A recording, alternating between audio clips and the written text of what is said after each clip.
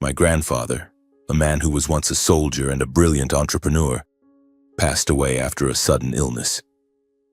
The funeral had just concluded when the entire family immediately plunged into matters of inheritance. I always thought he would leave a will, as for years he had told me, "Archer, the future of this company lies in your hands." But when the court released the inheritance documents, no will was submitted. The entire estate automatically fell to my father. Just a few days later, he kicked me out of the company and handed the executive position to my younger brother, a man who has never worked seriously a day in his life. I lost both the person I loved most and my career. But then on a rainy night, a stranger appeared. He handed me a sealed envelope, looked me straight in the eyes, and said only one thing: "You need to know the truth." Trembling, I opened the envelope, and what was inside left me stunned. "Hello, my name is Archer May. I'm 30 years old, living in Denver, Colorado, a city not as bustling as New York, but far from the tranquility of small towns. Denver has a certain balance, vibrant enough for me to feel the pulse of life, yet quiet enough for me to hear my own thoughts. But to be honest, my life has never truly been peaceful. Not because of this city, but because of my family. A long, complicated story filled with shadows and wounds that never fully heal. I grew up in what people might call a well-off family. Not the kind of ostentatious wealth with lavish mansions or supercars, but comfortable enough to never worry about food or clothing. My family owns a construction and real estate investment company, May & Sons, a name that sounds prestigious but hides a labyrinth of conflicts within. The man who laid the foundation for it all was my grandfather, Eugene May, a former soldier. A man I always respected, not just because he was my grandfather, but because he taught me nearly everything I know about life. My grandfather was an extraordinary man. Tall, with a deep, steady voice, his eyes always carried a warmth. As a child, I would sit by his side, listening to stories of his time in the military. He spoke of the harsh days on the battlefield, of iron discipline, of how a man must stand tall even when the world collapses around him. "Archer," he once said, gently patting my shoulder, "in life, honor is the only thing no one can take from you unless you give it up yourself." I carried those words with me like a small flame burning steadily in my heart, especially when everything became chaotic. After leaving the military, my grandfather built May & Sons from scratch. From a tiny office in the suburbs of Denver, he turned it into a reputable company in the construction industry. He worked with all his heart, not just for money, but because he believed every project was a legacy, a mark of honesty and responsibility. He always said, "A sturdy building must be constructed on a foundation of fairness." That was how he treated everyone, from employees to partners. He wasn't just an entrepreneur, he was a teacher, a guide.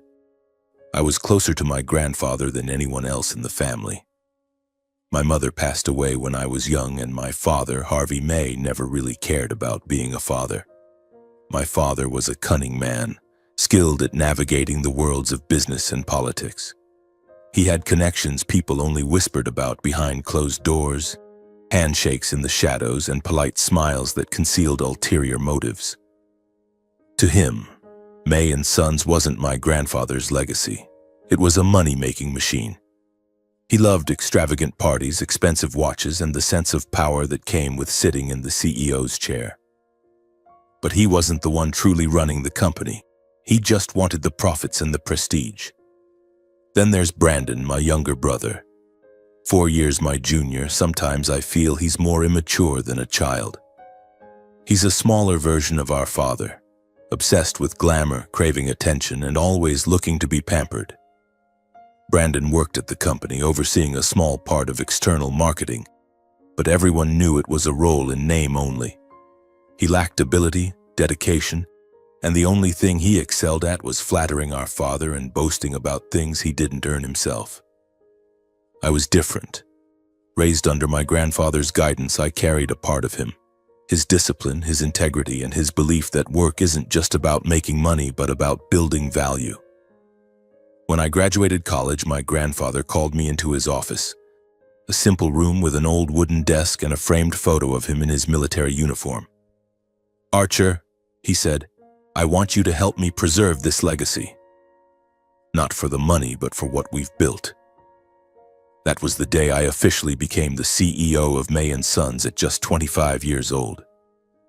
I threw myself into the work like a man possessed. I wanted to prove I was worthy of my grandfather's trust. I learned to read technical blueprints, negotiate with contractors, and build relationships with clients.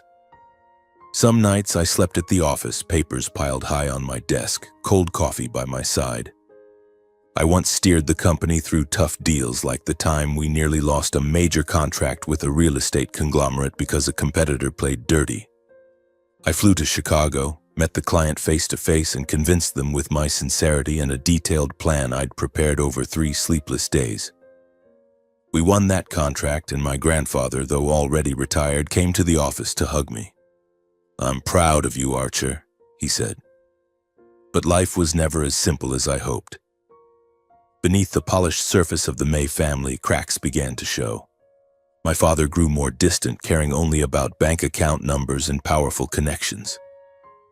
Brandon sank deeper into a life of indulgence, spending recklessly and leaning on the family name. I tried to keep everything balanced, to protect my grandfather's legacy, but I didn't know a storm was coming. A storm that would destroy everything I held dear. Everything began to crumble on a gray October morning in Denver, with a light drizzle falling from the sky.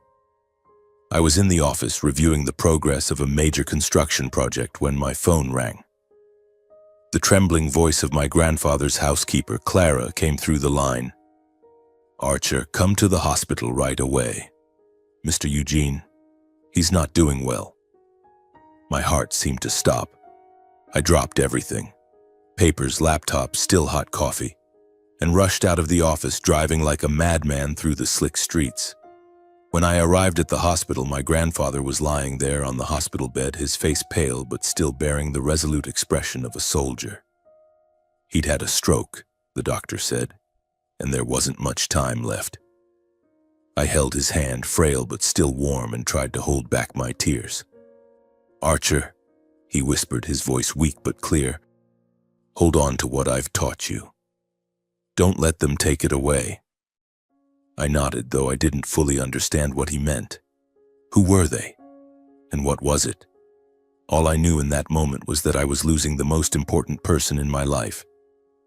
My grandfather passed away that night at the age of 83. I sat by his bedside, listening as the machine slowly fell silent, feeling as though the world was collapsing beneath my feet. I didn't cry, not because I was strong, but because I didn't know what to do with the pain tearing through my chest. My grandfather wasn't just my mentor, my spiritual father. He was the flame that lit my path. Now that flame was gone, and I felt utterly lost. His funeral was held 3 days later, as grand and crowded as I'd expected. May & Sons was a well-known name in Denver, and my grandfather was a respected man. Businessmen from the real estate world, former soldiers who had fought alongside him, and longtime company employees all came to pay their respects. The funeral home was filled with flowers, pristine white wreaths mingled with formal condolences. I stood there in a black suit, trying to maintain a calm exterior, but inside I was a storm. Every handshake, every condolence felt like a quiet cut, reminding me that my grandfather was truly gone. My father, Harvey, appeared as impeccable as ever. Tailored suit, perfectly styled hair, and a flawless social smile. He shook hands, offered measured thanks, but I saw the coldness in his eyes. He wasn't grieving, not really. To him, the funeral was just an event to get through, an opportunity to solidify his standing in the business world.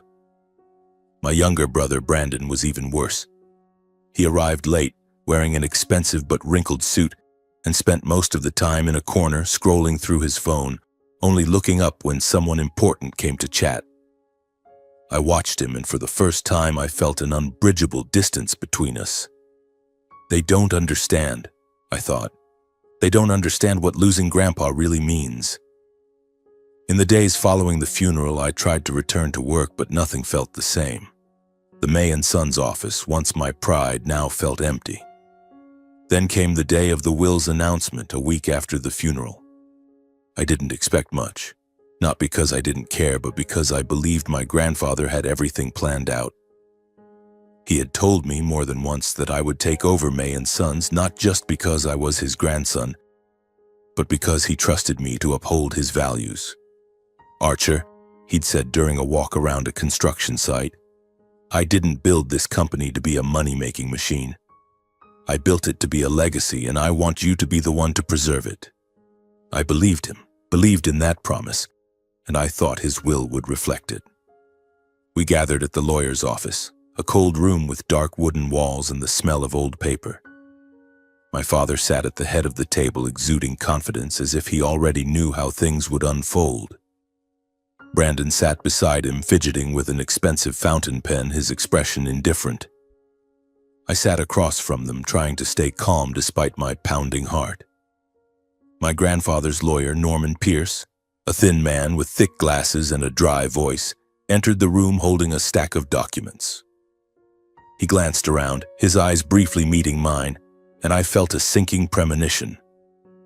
"Ladies and gentlemen," Norman began, his voice as flat as if reading a report, "I regret to inform you that Mr. Eugene May did not leave a will."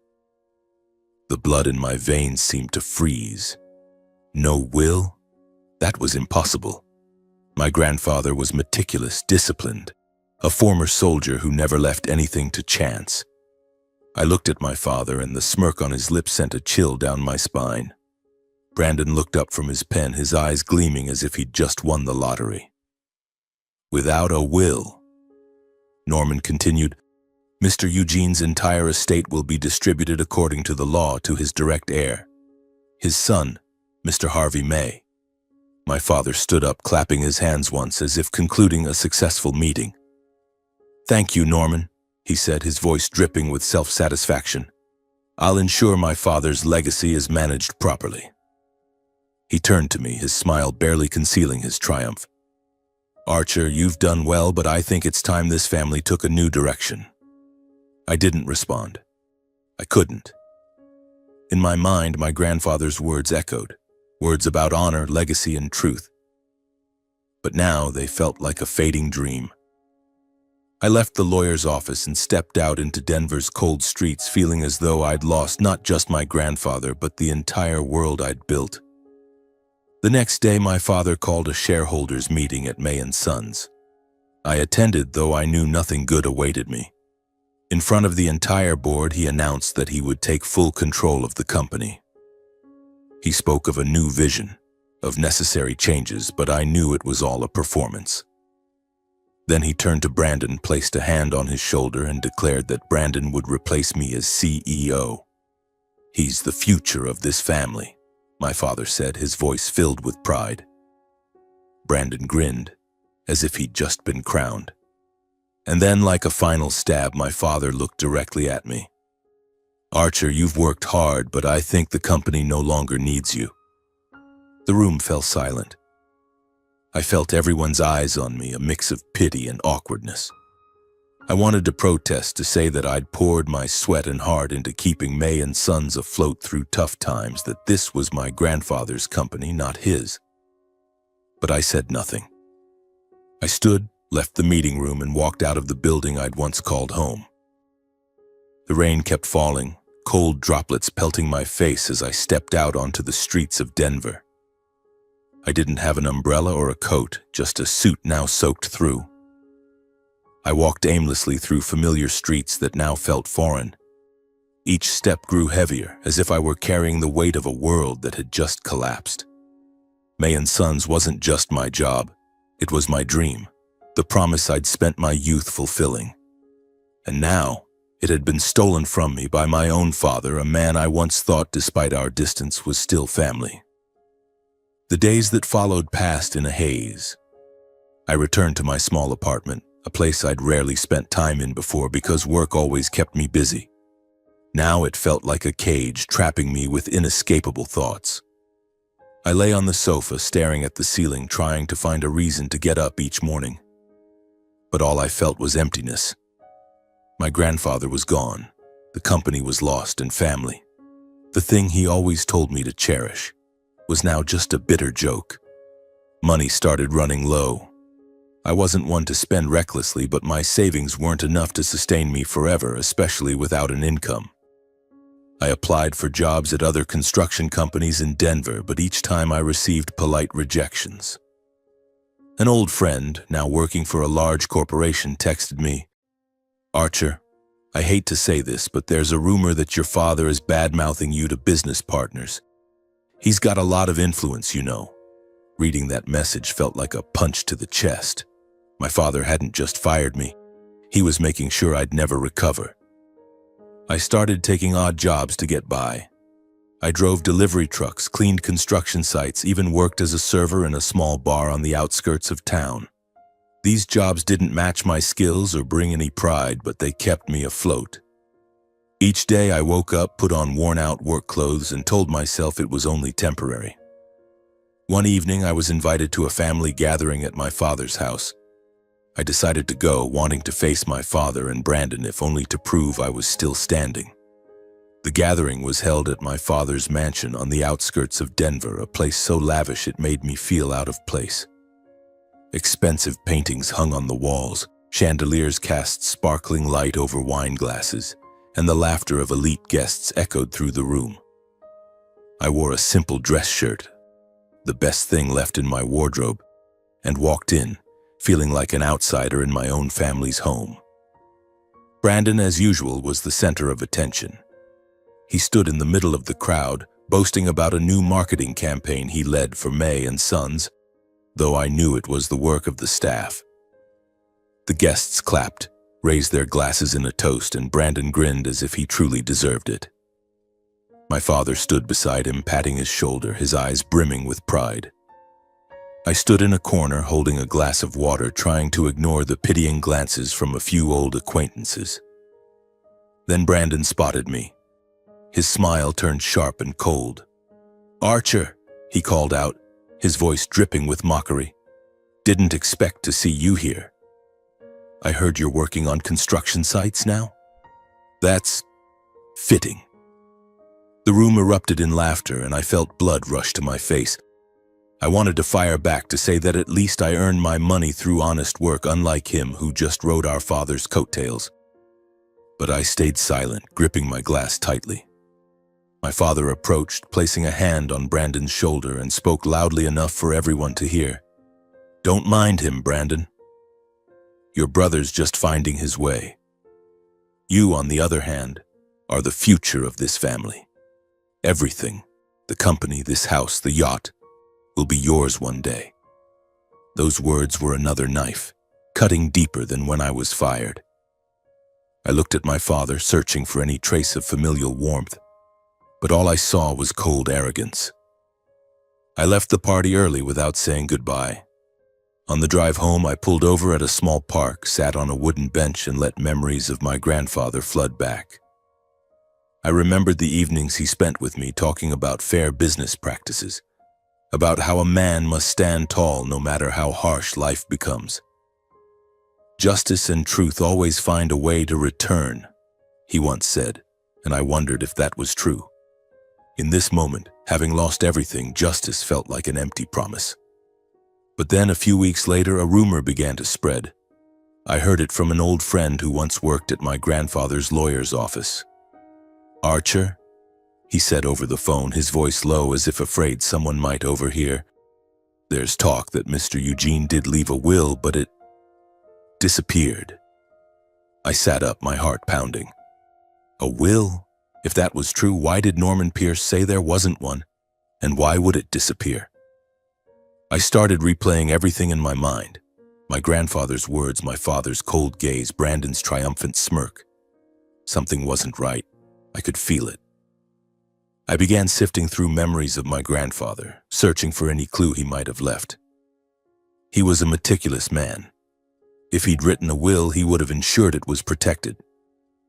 I went to see Clara, the only person in the family I still trusted. She welcomed me at her small house on the outskirts of town, where she'd lived since retiring from working for my grandfather. She poured me a cup of tea, her hands trembling with age, and looked at me with worried eyes. "Archer," she said, I don't know for sure, but Mr. Eugene once told me he had plans to leave something for you when he passed. He didn't trust Mr. Harvey, and he was worried things wouldn't go as he wanted. Then where's the will? I asked, my voice nearly desperate. If Grandpa had a will, why did it disappear? Clara shook her head. I don't know. But Mr. Eugene was a smart man. If he wanted you to have something, he would have found a way to make sure it reached you. I left Clara's house with a faint glimmer of hope, but also a growing sense of unease. If there was a will and it had been hidden, who was behind it? My father, Norman Pierce, or both? I had no proof, no leads, only a gut feeling that the darkness enveloping my family ran deeper than I'd ever imagined. That night in Denver was colder than usual, the wind sweeping through the empty streets carrying the sharp chill of autumn. I drove back to my apartment, my mind in turmoil, trying to piece together fragments of memories about my grandfather, searching for any sign or hint he might have left behind. But the more I thought, the more I felt like I was lost in a maze with no way out. The days that followed passed like a shadow. I continued my delivery job, driving an old truck down dusty roads, hauling packages I didn't bother to notice. Each time I stopped at a construction site, I looked at the rising buildings and my heart ached. They reminded me of May and Sons, of the days I stood on job sites overseeing every concrete pillar, every blueprint filled with pride that I was carrying on my grandfather's legacy. But then, on a Friday evening, everything changed. I had just finished a shift, exhausted and drenched from a sudden rain while unloading deliveries. I pulled over at a small coffee shop on the outskirts of town, a place I often stopped at for a cheap cup of coffee, sitting and watching the flow of traffic. The shop was nearly empty, with only a few people scattered about, the dim yellow light casting shadows on the weathered walls. I huddled in a corner, sipping a lukewarm coffee, when the door opened and a man walked in. He looked to be in his early 60s, tall and lean, wearing a worn gray overcoat with frayed shoulders. His silver hair peeked out messily from under an old baseball cap, and his eyes were sharp and cold, as if they'd seen too much he'd rather forget. He glanced around the shop, then walked straight to my table without hesitation. A chill ran down my spine. Something about this man unnerved me. Not fear exactly, but a sense that he carried a secret I wasn't ready to face. "Archer May?" he asked, his voice low and gravelly, as if he hadn't spoken to anyone in a long time. I nodded, gripping my coffee cup tightly. "I'm Connor Marshall," he said, pulling out a chair and sitting across from me. "I was a friend of Eugene's from our military days." I blinked, trying to process this. My grandfather rarely spoke of his military friends, but I knew he had deep bonds with comrades he considered brothers. "You knew my grandfather?" I asked cautiously. Connor nodded, pulling a brown envelope carefully sealed with red wax from his coat pocket. He slid it across the table, his eyes never leaving mine. "Open it," he said, "but not here. At home, when you're alone. And be careful, Archer. There are people who don't want you to see what's inside." I stared at the envelope, my heart pounding. It was thin but felt heavy, as if it held a secret that could change everything. "Why are you giving me this?" I asked, lowering my voice. "And why now?" Connor sighed, his gaze drifting to the window as if checking for anyone watching. "Eugene was my brother," he said. "We went through the war together, and I owe him my life. Before he passed, he gave me a task. He said if anything happened to him, I was to find you and deliver this to you personally." A chill ran through me. "What happened?" I asked, my voice trembling despite my effort to stay calm. Connor leaned forward, his voice urgent. "Eugene didn't trust his lawyer, Norman Pierce. He thought his will might be tampered with. So he made a copy and entrusted it to me. But after he died, I was hunted. A group of thugs, hired men, came after me. They threatened my life, told me to destroy anything related to Eugene. I've been living in hiding, moving constantly, but I couldn't break my promise to him." My head spun. "Who's behind this?" I asked, though a part of me already suspected the answer. Connor looked me straight in the eyes, Your father. I don't have direct proof, but I know him. He has money, connections, and motive. Eugene told me Harvey never understood the true value of May and Sons. He feared Harvey would destroy everything, and he wanted you to be the one to protect that legacy. I gripped the envelope tightly, feeling it burn in my hands. Why didn't you come sooner? I asked, unable to hide my frustration. My grandfather's been gone for months. I've lost everything. Connor shook his head, his eyes filled with regret. I wanted to come earlier, Archer, but I was being watched. I had to be sure I wouldn't lead them to you. He stood, pulling his cap lower. Be careful, Archer. Contact me if you need me, he said again. The people behind this won't stop at threats. They'll do anything to protect their secrets. Then he disappeared out of the shop, leaving me with a slip of paper bearing a phone number and the envelope in my hands. I returned to my apartment, locked the door, drew the curtains, and sat at the kitchen table. It was late, with only the steady sound of rain outside the window. I opened the envelope, my heart pounding. Inside were 3 items: a copy of a will, a handwritten letter, and a small USB drive. I opened the will first. It was meticulously typed, bearing my grandfather's signature and a notary's seal. The contents were clear. My grandfather left all his shares in May and Sons to me, along with other assets, including his estate, a coastal mansion, and a yacht worth over $10 million. He included a note that I was to preserve the family legacy with honesty and honor. I read it over and over, tears welling up. My grandfather had kept his promise to me, even from beyond the grave. Next, I opened the handwritten letter. His writing was strong but slightly shaky, as if penned in his final days. Archer, it began. If you're reading this, things have gone wrong. I trust you, but I don't trust those around you. Hold on to what I've taught you and don't let them take what's yours. I've always been proud of you. I slumped over the table, tears falling onto the paper. My grandfather's voice echoed in my mind, clear and warm, as if he were sitting beside me. Finally, I plugged the USB into my laptop. An audio file appeared. I pressed play, and my grandfather's voice filled the room, frail but resolute.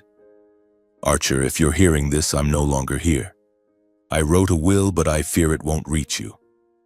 Norman Pierce isn't trustworthy, and I'm afraid your father will do whatever it takes to seize May and Sons. I gave a copy to Connor Marshall, my old comrade. If something happens, find Connor. He'll help you. The recording ended, and I sat there, frozen, feeling as though the world had turned upside down. I didn't sleep that night. I paced the apartment, clutching the envelope. Connor's words echoed in my mind. My father, Harvey, was the mastermind. I didn't want to believe it, but the pieces were falling into place. My father's coldness at the funeral, his triumphant smirk when he fired me, the rumors that he was sabotaging me in the business world. But how could I prove it? The copy of the will, the letter, and the recording were all I had, but they weren't enough to confront my father and Norman Pierce, men with the money and power to twist the truth. I thought of Connor, of what he'd endured, living in hiding, hunted just to keep his promise to my grandfather. I felt a deep respect, but also fear. If my father was truly behind hiring thugs to silence Connor, what was I up against? I looked out the window, watching the city lights flicker in the rain. I couldn't imagine it, but I knew the road ahead wouldn't be easy. A darkness was lurking, and I had to be careful. One small mistake could cost me everything. I knew I couldn't act alone. The copy of the will, though signed and notarized, was just a piece of paper without legal recognition. My grandfather's letter and recording were valuable pieces of the puzzle, but they weren't enough to turn the tide. I needed someone who understood the law, someone who could help me turn these clues into a weapon. That's why I sought out Stephen Ellsworth, a lawyer specializing in wills and estates. He was a seasoned veteran in the legal world, and more importantly, he wasn't afraid to take on the powerful. I arranged to meet Stephen at his office in downtown Denver, a small but elegant building with glass walls overlooking the bustling streets. When I walked in, Stephen rose from behind his desk, shaking my hand with a firm grip and a sharp gaze. He was about 50 with salt and pepper hair, dressed in a navy suit. But what struck me was the confidence he exuded. Not the arrogance of my father, but the assurance of a man who knew exactly what he was doing. "Sit down, Archer," he said, his voice low and clear. "You said you have something important. I'm listening." I placed the envelope on the table, pulling out the copy of the will, the handwritten letter, and the USB with the audio recording. I told him everything. My grandfather's death, Norman Pierce's claim that there was no will, my father firing me, and my meeting with Connor Marshall. Stephen listened without interrupting, occasionally nodding or jotting down notes. When I finished, he picked up the copy of the will, reading each line carefully, then listened to the recording through earphones. He was silent for a long time, and I felt my heart pounding as if my entire future hinged on what he would say next. Finally, Stephen leaned back in his chair, removed his glasses, and looked at me. "Archer, I'll be straight with you," he said. "What you have here is significant, but it's not enough to win an estate case, especially against someone like your father who has money and connections. This copy of the will is valuable, but we need to prove the original was deliberately hidden or destroyed. The recording and letter are circumstantial evidence, but we need something more concrete. Like financial proof, for instance, that your father paid to bribe Norman Pierce or anyone else involved." I nodded, feeling a flicker of hope. "So what do I do next?" I asked. Stephen smiled, a reassuring yet determined smile. "We start investigating. You track down anyone who worked with Norman Pierce, especially those who might know about the original will. I'll handle the legal side and prepare a strategy. But Archer, you need to be careful. If your father is truly behind this, he won't let you dig around easily." I left Stephen's office feeling as if I'd glimpsed light at the end of the tunnel. Nothing was resolved yet, but at least I had a direction, an ally. I started by contacting a former employee at Norman Pierce's law office, a woman named Elena who had been his secretary for years. I knew her from visits to the office with my grandfather, and she had always been friendly, though reserved. I texted her, arranging to meet at a small cafe on the outskirts of town, where few people passed by. Elena arrived late, looking nervous, constantly glancing over her shoulder as if afraid of being followed. "Archer," she said in a low voice, "I don't know if I should be talking to you. But because you're Eugene's grandson, I'll tell you the truth." She paused, taking a deep breath. "I saw the original will, Archer. It was kept in Mr. Pierce's safe. I didn't read the details, but I know it had Eugene's signature. Then one day after he passed, it disappeared. I asked Mr. Pierce about it, but he told me to stay out of it, that it wasn't my business." My blood boiled. "Are you sure, Elena?" I asked, trying to keep my voice steady. She nodded, her eyes filled with fear. "I don't have proof, Archer. But I know Mr. Pierce isn't honest. And your father? He came to our office a few times before the will disappeared. I don't know what they talked about, but I saw them whispering in the meeting room, and Mr. Pierce looked very stressed." I thanked Elena, promising to keep our meeting confidential, and left with a new piece of the puzzle. The original will had existed, and it had been taken. But how could I prove it? I knew I was stepping into a dangerous game, and I needed to be more cautious than ever. Meanwhile, rumors began to spread. I heard that my father and Brandon were telling people I was trying to sue to steal the family fortune. The slander infuriated me, but I wasn't surprised. My father was always skilled at manipulating public perception, and Brandon, in his new role at the company, was likely enjoying playing the victim. I tried not to let it get to me. Then troubling signs emerged. One evening, as I left the bar after a shift, I noticed a man standing under a street lamp across from my apartment. He wore a black coat, his face hidden under a baseball cap, and he stood motionless. I pretended not to notice, but my heart raced. A few days later, I saw a black car parked near the construction site where I was delivering. The driver never leaving the vehicle, but I felt his eyes following me. I started checking my doors and windows every night, making sure they were locked tight, but the feeling of being watched never left me. I called Connor Marshall, the mysterious man who had given me the envelope. We arranged to meet at a small park early in the morning when fog still blanketed Denver. Connor appeared looking more exhausted than before, as if the months of living in hiding were wearing him down. "You're being followed, aren't you?" he asked as soon as he sat on the bench beside me. I nodded, recounting what had happened. Connor sighed, his eyes filled with worry. "Archer, I told you. Your father once hired people to take me out, and he won't hesitate to do it again. You're on the right track, but you need to be careful. Don't let them know you have the copy of the will." A chill ran through me. "I need proof. Stephen, my lawyer, says if I can find financial evidence, like my father paying Norman Pierce or the thugs, we could turn the case around." Connor nodded. "I don't have direct proof, but I know Harvey. He always leaves a trail, no matter how well he hides it. Find a good private investigator, someone who knows how to dig without being noticed." I followed Connor's advice. Through a contact, I reached out to Jack Sheridan, a private investigator who had worked on complex financial cases. Jack was a short man, but his eyes were sharp as knives and his manner exuded the confidence of someone who had seen too many dark corners of the world. I gave him all the information I had, including my suspicions about my father and Norman Pierce. "What do you want me to find?" Jack asked, sipping black coffee. "Financial transactions," I said. "Any large sums my father withdrew or transferred, especially around the time of my grandfather's death. If he paid to hide the will or hire thugs, I need to know." Jack nodded. "Give me a week. But Archer, if your father's behind this, you need to brace yourself. He won't let you win easily." A week later, Jack called me to a small diner on the outskirts of town. He was seated in a corner, a stack of documents in front of him. "I found what you need," he said, sliding the papers toward me. "Your father, Harvey May, withdrew 2 large sums from his personal account.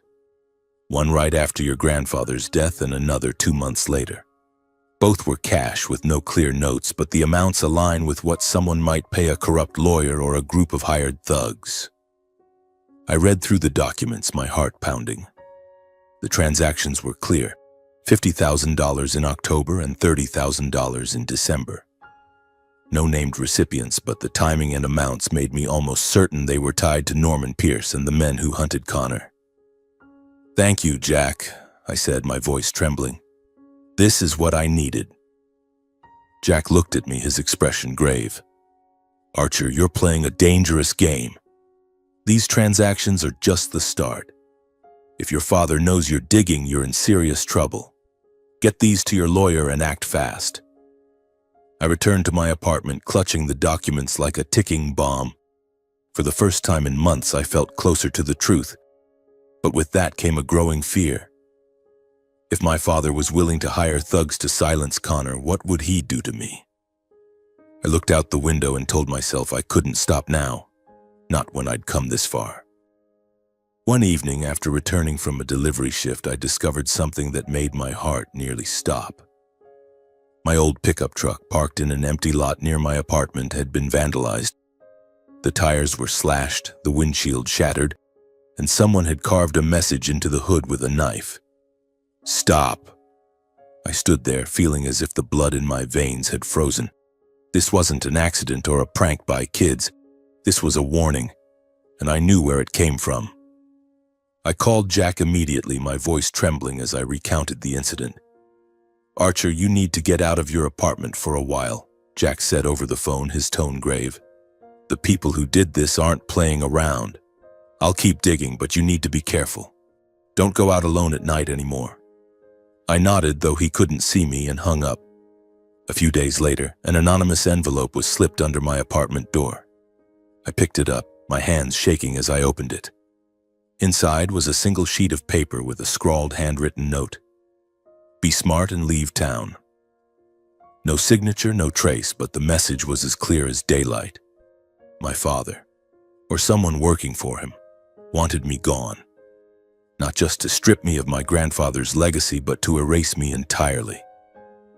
I sat on the floor, the note in my hand, feeling a surge of anger mixed with fear. But I couldn't give up, not when I had evidence, not when I had hope. I started changing my routines.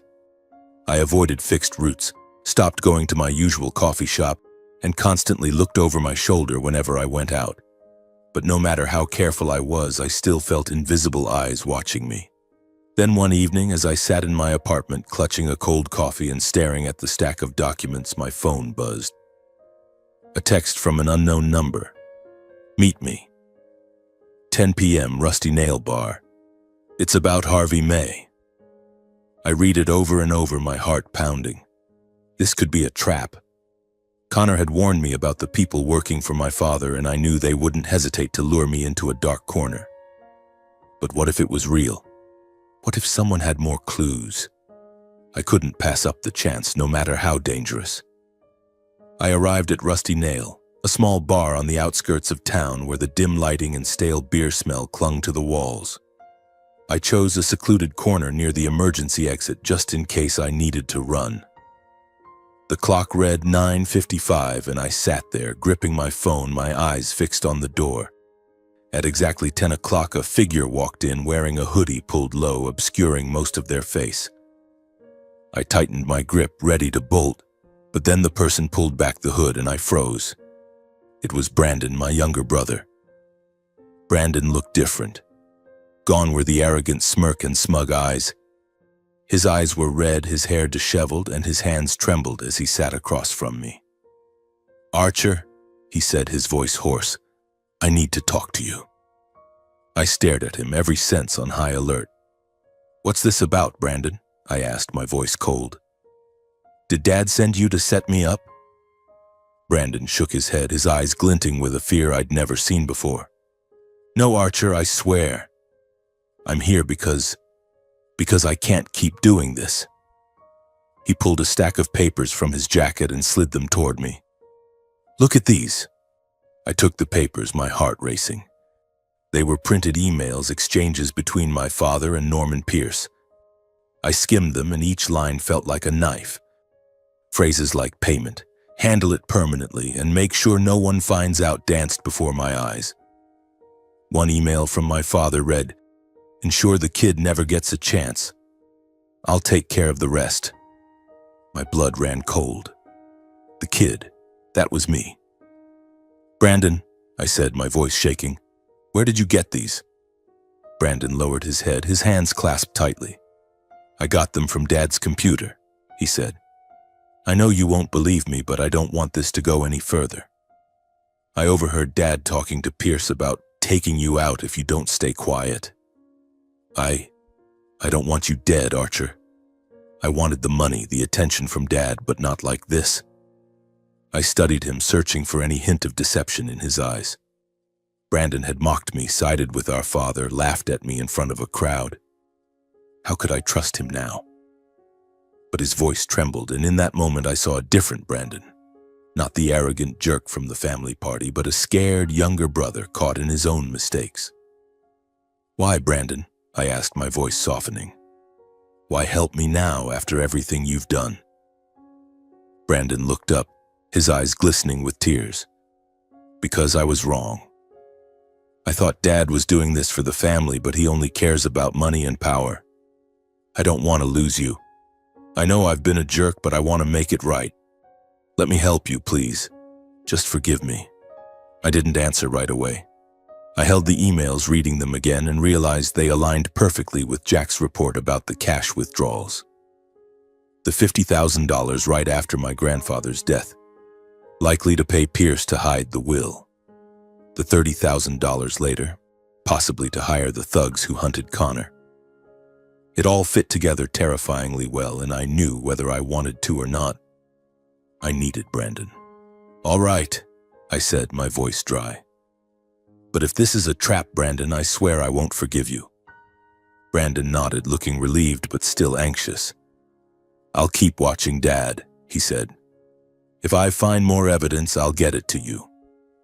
But you have to be careful. Dad knows you're investigating and he won't stop." We left the bar separately, me first, Brandon a few minutes later. On the drive home, I couldn't stop thinking about him. Was Brandon sincere? Or was this another of my father's games? I wasn't sure, but I knew I had no choice. Brandon might have betrayed me before, but now he could be the only one to help me uncover the truth. The next morning, I met Stephen Ellsworth at his office, bringing everything I had: the copy of the will, my grandfather's handwritten letter, the USB with the audio recording, Jack's financial report, and the emails from Brandon. Stephen examined each document, his eyes sharp as a hawk's. "Archer," he said, closing the file, "this is enough for us to file a petition with the probate court. We'll request to reopen the inheritance case on the grounds of suspected fraud. But you need to understand, this will be a fierce battle. Your father and Norman Pierce won't take this lying down." I nodded, feeling a mix of determination and anxiety. "I'm ready," I said, though a part of me still trembled. "As long as we can reclaim what belongs to my grandfather, I'll do whatever it takes." Stephen smiled, a confident smile. "Good. I'll prepare the lawsuit and file it with the court today. Brace yourself, Archer. Your father has a lot of influence, and he'll pull every trick in the book to bring you down." Just as Stephen predicted, the response from my father and Norman Pierce came like a storm. Mere hours after the lawsuit was filed, I received a call from my father. His voice over the phone was icy, but I could sense the anger simmering beneath his words. "Archer, what do you think you're doing?" he said. "You dare sue your own family, making up stories to ruin my reputation? You'll regret this." I didn't respond, just hung up, my heart pounding. Norman Pierce also spoke out, issuing a statement to a local newspaper claiming I was an ungrateful son trying to fabricate lies to steal the family fortune. The rumors spread quickly, and I felt the scrutinizing gazes from old acquaintances, neighbors, and even former colleagues at May & Sons. But I didn't care. I had lost too much to fear whispers anymore. The day of the first court hearing arrived, and I walked into the Denver probate courtroom feeling like I was stepping onto a battlefield. The room was cold, with dark wooden walls and a tense atmosphere. My father sat on the other side, dressed in an expensive suit, his face expressionless. Beside him was Norman Pierce, looking calm, but I noticed his hands gripping each other tightly as if trying to hide his nervousness. Brandon wasn't there, and I wondered if he was truly on my side as he had promised. The judge, a middle-aged woman with a stern gaze, asked Stephen to present our case. Stephen stood, his voice resonating with strength and clarity. He argued that there was evidence suggesting my grandfather Eugene May's original will had been deliberately hidden or destroyed, and we requested the court to reopen the inheritance case. He submitted the documents: the copy of the will, the handwritten letter, the audio recording, Elena's testimony, the former employee of Norman Pierce, and the emails from Brandon.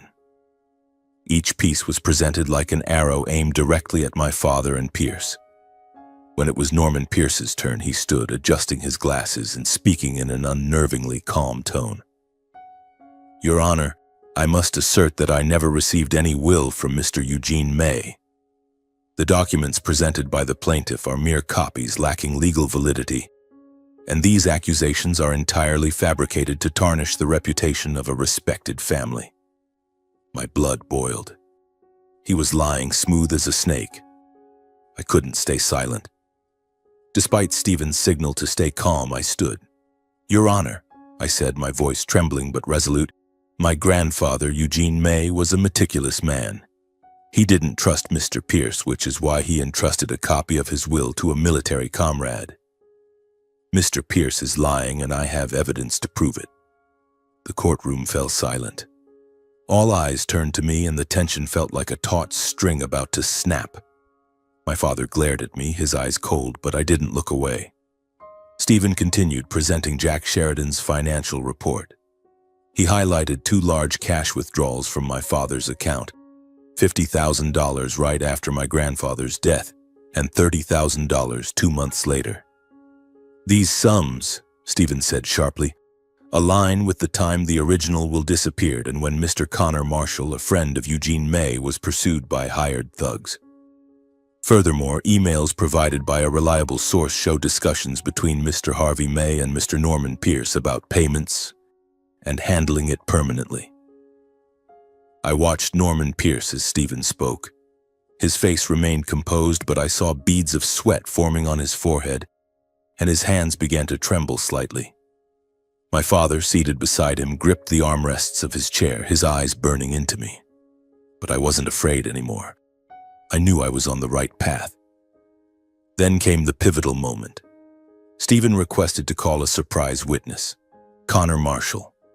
When Connor entered the courtroom, my heart raced.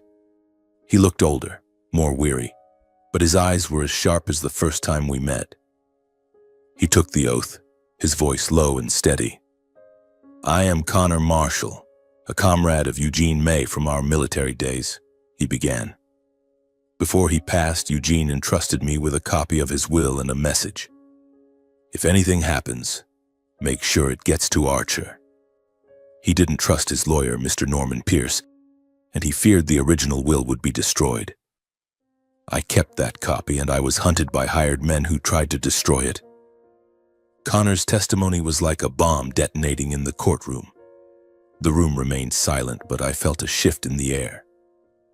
My father lowered his head, and for the first time I saw his usual confidence waver. Norman Pierce began muttering, trying to interrupt, but the judge signaled for him to be quiet. Stephen pressed on, playing my grandfather's recording. His voice echoed through the courtroom, frail but resolute. "I don't trust Norman Pierce, and I fear my son will do whatever it takes to take May and Sons." Those words, combined with Connor's testimony, left my father's side with little room to argue. Under the judge's pressure and Stephen's sharp questioning, Norman Pierce began to falter. He claimed he couldn't recall details of his meetings with my father, then contradicted himself by saying my father only visited for casual conversations. Stephen seized the opportunity, pointing out the inconsistencies in Pierce's testimony and emphasizing that the large cash withdrawals couldn't be coincidental. Finally, the judge struck her gavel.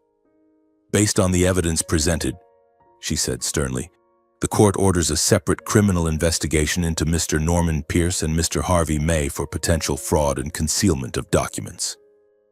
The inheritance case will be reviewed again once the investigation is complete." I sat there, feeling as if a massive weight had been lifted. Stephen patted my shoulder, whispering, "We did it, Archer. But this isn't over yet." I nodded, my eyes still fixed on my father. He stood and left the courtroom without looking at me, but I knew he was shaken. For the first time, I felt I had the upper hand. In the days following the court hearing, Denver suddenly felt suffocating. News of the lawsuit spread like wildfire. Local newspapers, which had once praised my father as a successful businessman, now ran sensational headlines. "Inheritance scandal at May and Sons, allegations of fraud and will concealment." The articles didn't name me directly, but everyone knew I was behind the lawsuit. I received messages from old acquaintances, some supportive, others scornful, but I paid them no mind. Meanwhile, the criminal investigation ordered by the court began to unfold. Investigators from the district attorney's office contacted Stephen, requesting additional information. Stephen worked tirelessly, coordinating with them to ensure every detail was thoroughly examined. "They're digging deep into your father's accounts," Stephen told me during a meeting at his office. "If they find any transactions linked to Norman Pierce or the hired thugs, he won't be able to deny it." I nodded, but I couldn't shake the unease in my heart. My father wasn't someone who could be easily defeated. He had money, connections, and I knew he'd find a way to turn the tables. But what surprised me most was Brandon's silence. Since the night he handed me the emails at Rusty Nail, I hadn't heard from him. I texted and called, but there was no response. Part of me worried he'd changed his mind, that he'd sided with our father again. Yet another part held on to hope that Brandon, despite his past arrogance and selfishness, was genuinely trying to make amends. A few days later, I received a text from him. It was brief. Meet me at the park, 7 p.m. I hesitated but ultimately went, carrying the wariness that had become second nature. When I arrived at the park, Brandon was sitting on a bench, looking thinner and more exhausted than before. He stood when he saw me, his eyes filled with remorse. "Archer," he said, his voice hoarse. "I heard about the prosecution. I don't know what to say. I just want you to know you're doing the right thing this time." I looked at him. "You helped me, Brandon," I said. "But why did you disappear?" "I thought you'd gone back to Dad's side." Brandon shook his head, his eyes glistening with tears. "I was scared, Archer. Scared Dad would find out I gave you those emails. But I can't let him keep doing this. I don't want to be part of it anymore." He paused, taking a deep breath. "I know you don't trust me, but I want to make this right. If you need me to testify in court, I'll do it." I didn't respond immediately. I looked at Brandon and saw a younger brother I thought I'd lost. "Thank you, Brandon," I finally said. "You did the right thing, and I won't forget that." The criminal trial took place a few weeks later. My father and Norman Pierce were charged with fraud, concealment of documents, and conspiracy to commit a crime. Brandon, true to his word, testified, stating that he had overheard our father discussing with Pierce the plan to hide the will and hire men to intimidate Connor. His testimony, combined with the financial evidence and Connor's account, was the final blow. My father was sentenced to 3 years in prison with the possibility of parole if he cooperated. Norman Pierce received a harsher sentence, 5 years for his central role in concealing the will. The inheritance case was reopened shortly after. With the original will recognized based on the copy and supporting evidence, I was granted ownership of May and Sons, as per my grandfather's wishes. I returned to the company, but not as CEO as before. Instead, I chose to take on the role of chairman. Brandon was not prosecuted thanks to his cooperation as a witness. I brought him back to the company, but in a minor role where he could learn and prove himself. I hadn't fully forgiven him, but I wanted to give him a chance, as my grandfather had taught me to believe in people's capacity to change. In the weeks following the criminal trial, Denver seemed to take on a different hue. The autumn sunlight was softer, but the air remained heavy with the lingering echoes of the lawsuit. My father, Harvey May, was now a name synonymous with scandal. Newspapers relentlessly covered the case, exposing the dark underbelly of a man once regarded as a pillar of the business community. The powerful connections he had once boasted about turned their backs, leaving him to face the consequences alone. The image of the empire of May and Sons, which my father had tried to build on deceit, was now nothing more than a stain in the eyes of the public. I returned to May and Sons as chairman, not to gloat over my victory, but to repair what had been broken. The company had suffered significant losses in the wake of the scandal. Many partners pulled out, veteran employees resigned, and the company's stock plummeted. But I wasn't discouraged. I remembered my grandfather's words. A sturdy building must be built on a foundation of fairness. I began restructuring, hiring new managers, focusing on transparency and quality. I met with each employee, listened to their concerns, and promised that May and Sons would rise again, not as a money-making machine, but as a legacy of honor and responsibility. One evening, after a long day of work, I walked through the May and Sons headquarters. The building was still under repair, its cracked walls a reminder of what we had endured. I paused before my grandfather's portrait hanging in the main lobby, his eyes as sharp and warm as ever. I recalled his words echoing through the years. In business, honor is worth more than money. I smiled, feeling as if he were standing beside me, patting my shoulder as he had done when I steered the company through a tough deal. I thought about my father now in prison and wondered if he ever felt regret. He had chosen money and power, but in the end, they couldn't save him. I thought about Brandon, how he was trying to start over. I stepped outside, standing under Denver's night sky. The city glowed with lights, each one like a story, a dream, a struggle. I didn't know what the future held. It might take years for May and Sons to recover, and I would face countless challenges. But I wasn't afraid. I had walked through darkness, faced betrayal from my own family, and I was still standing, stronger than ever. I looked up at the sky, where stars twinkled faintly amidst the city lights. I thought of my grandfather, of what he had left behind. Not just a company, but a lesson about life. This journey wasn't just about reclaiming a legacy. It was about protecting the truth, upholding honor, and giving others a chance to make amends. I knew that though he was no longer here, he would be proud that I hadn't given up. I took a deep breath, feeling Denver's cold air fill my chest. I didn't know what tomorrow would bring, but I was certain of one thing. I would keep moving forward, carrying my grandfather's teachings, the flame of justice and truth. And in the twinkling lights of the city, I felt a strange peace, as if my grandfather were smiling somewhere among the stars.